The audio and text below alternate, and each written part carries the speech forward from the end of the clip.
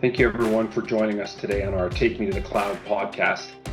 We're going to change it around a little bit and talk about economic ideas as it relates to cost to serve, bringing in items and understanding what the impact is of shipping on our items. So the concept really is how do we get products to our customers and understanding what the impact overall is on our customers, our products, and our costs.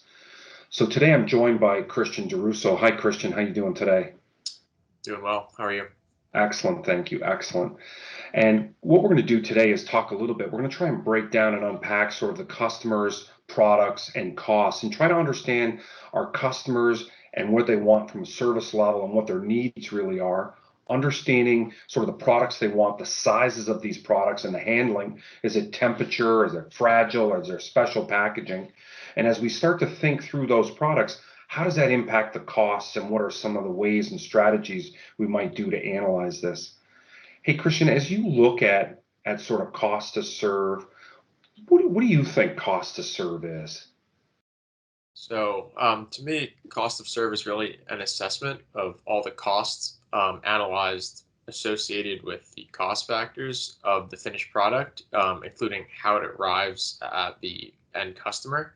So it's really a form of data-driven decision making and analytics used to kind of show profitability of every product, service, process, and even employees in general.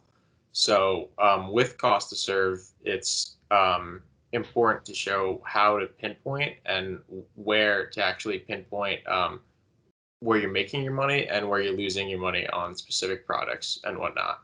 So the benefits there are really how it enables you to see which customers and products are that you should go after more in the future and focus on versus which customers and products you should maybe raise their costs or raise their how much you're charging them or stop serving altogether.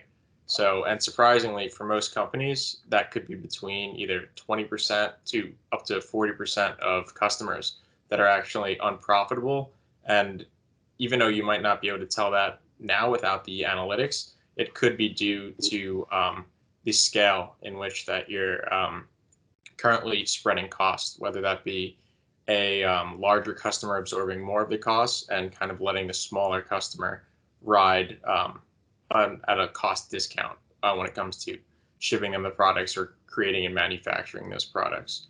So armed with that information, you can really reprice your services accordingly and invest in process improvements and optimization to reduce cost on the unprofitable services.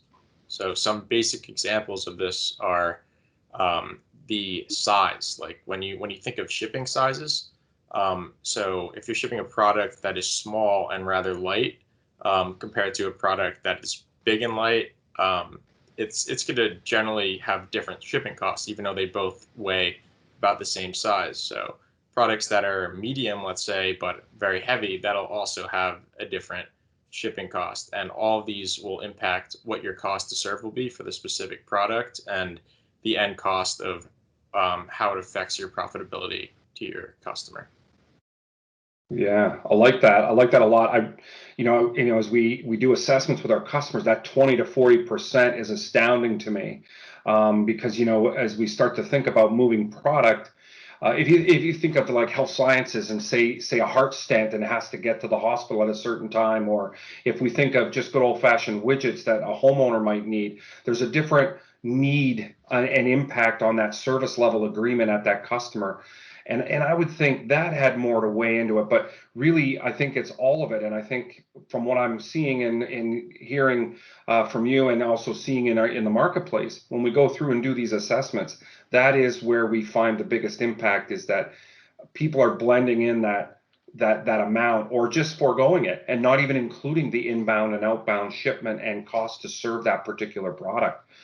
Especially, as we think of the pandemic and the need to move that vaccine around in a temperature controlled environment, all of those things have a direct impact on the overall cost as we structure through and move on.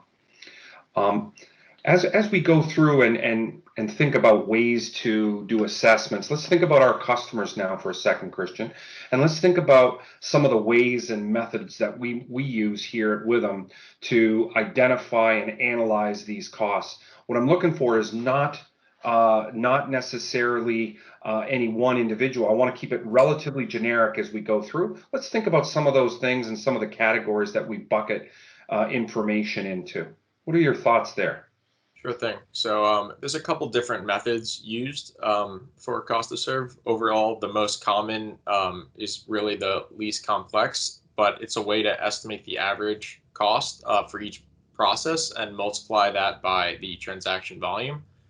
But ways that we see a lot of companies doing it today are really identifying target areas within their own company that they want to sort of implement the cost to serve and look further into it, whether that be a product or a specific service line or branch, even region.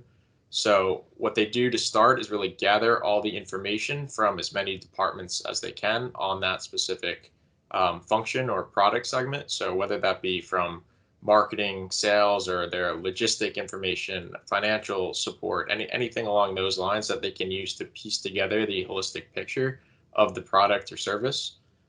Then they assess all of the costs based on that. So that's allocating it to the specific product or service. So whether that be a fixed cost of running the warehouse, which we can touch on further later, or the indirect cost, just really everything associated with that service line, all the way from its manufacturing, its storage in the warehouse, delivery, planning, sourcing, interaction with the customer, like marketing, anything like that, all the way until it's in the supply chain and gets to the customer. So once they really figure out their analysis of that, then they can help identify low and high cost to serve products. So that'll really help them focus in on what they the products and services that they see as a low cost to serve. That generally means it would be more profitable, and it's not necessarily bad if it's a high cost to serve. It just means that you might have to adjust your pricing strategy and consider how it is really in your like product mix. So if you're only marketing products with high cost to serve, it might not be the most advantageous because you'd have to charge higher shipping costs, higher overall cost associated with that product.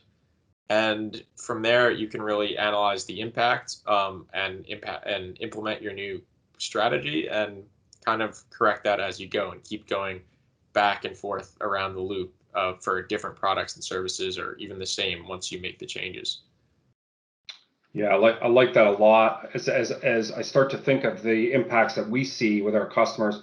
So if we take this assessment framework that you just walked through and we start talking about, again, break it down to the customer and the product profile. So customer location, what is their service requirement, which I alluded to before? What's the profile of that product look like? And I really like the way you broke it down between small and light, even, and large and light versus, medium size and really heavy, or small and heavy. So it's both weight and size that are generating costs and increased costs. The other thing is to think about when we start to think about the product itself is how is it packaged? What I find interesting here is, can we package it up and put multiple in a single box and get it out? Or is it a single use, single container and throwaway at the other end? And, today, as we look at sustainable supply chain, thinking of these things is very important for your customers and actually might be a differentiator for you in the marketplace. And then just thinking through that a little bit more, my area where I tend to focus a lot of my time is largely inside of the warehouse and looking at main cost drivers in the warehouse as we go through and look at analysis. As you start to think of the warehouse, Christian, what are some of the areas that you think are necessary to focus on? So as some of our listeners might be thinking, hey, let me give me one salient example of where this assessment might work. What do you see in the warehouse where we might be able to help some of these listeners? Yeah, so there's multiple examples within the warehouse. You can analyze the labor costs, the cost of the overall space, equipment that are being used. So whether that's something as simple as a forklift or something more complicated and that requires automation. Then there's other things like maintenance, utilities, any customization or compliance services that you guys have to adhere to, just to be up to date with regulation. Yeah, like that a lot. As we start to think about, each of those areas in the warehouse, if we just bring it good from receipt to fulfillment, so item receipt, so never mind the supply chain part, just think about I've now received the good and I'm going to bring it from good. So I receive it. How big of an area do I need to receive it in? Am I receiving it in cartons and pallets? What kind of equipment do I need to receive it? How many people do I need to receive it? So if we back up a transport and we need forklifts and multiple people, can I not use forklifts and automate things? Can I use conveyor belts and roll things off the truck? How much labor and fixed cost am I going to do there? What I find I spend a lot of time with executives on is what are the KPIs that we should focus on? What are the number of lines, the number of SKUs we need? How many cubic meters are we going to need in an area? And then try to break those costs down to something that's relevant, something we can measure as we go through that assessment, and then also factor in the cost of that warehouse as we do our warehouse type assessments. That's really on the item receipt. On the put away side, again, it comes down to labor. How are we doing it? Are there fixed costs? Do we have conveyor belts here? Can we use drones? Can we use computer assisted sensors, temperature gauges, all these fixed assets that are there, and technology that will help us on the put away side? How can we use these things? Again, focusing on, when I'm doing the assessments, I'm really focusing on the KPIs. By line, by SKU, how much did it cost? Is it a transactional based? All those things become very important as we think about both the item receipt and the put away. As we start to think about storage, how long is it going to sit on the shelf? How long did we turn? Those are traditional metrics that most warehouses are tracking. But on the storage side, do we have to turn the inventory? Do we have to touch the inventory while it sits on the shelf? Or does it literally just sit there in perpetuity till it's sold? So there's all sorts of things we need to think about. Storage for me, typically on the KPI side, comes to size of product. The bigger the size of that product, the higher the cost is as it sits in that warehouse, as it's consuming more space and things like that. Again, impact on temperature or sensors or humidity control, if we think of art or things like that require some of these other environment controls. And then the last thing is, once we sell it, so now we've received it, we put it away, we've stored it on a shelf for a while, and now we sell it out the door. Now we have to pick it, we have to pack it, we have to ship it. And all of the same things hold true. How much labor did it take to pick? Am I picking in onesies, twosies? How am I selling versus how am I stocking? What is the level of effort? And so as you start to think of the picking, working through and developing pick paths that are essential to the overall cost of that warehouse. And so as I think of sort of using that analysis is used to gather the information like you alluded to before. Then once we gather that information, we break it down into the minor sub-processes within that environment. And I think that's the key. We like to affectionately call it customer journey. I use that term often, although it's a marketing term. In this case, we would bring a piece of inventory and we would drag it all the way through the warehouse from entry to out. And that's what we would call the customer journey. And what we're really trying to do is look at the interactions and minimize the interactions every time we touch, move, control anything along them items, so that we can optimize our overall cost structure and report on those things. So as I walk away from that, that's sort of how I see these assessments going, as I hand it back to you to close us out here, Christian. Yep, and I completely agree. Some great points there. So if there's one thing to remember, it would be, at the end of the day, you just won't know your customer's value to the business without truly understanding their cost to serve of said customer. And if you don't understand their value to your business, you'll miss out on the key opportunities for innovation, operational efficiencies, segmentation, and even pricing shifts that can help you improve your overall profitability.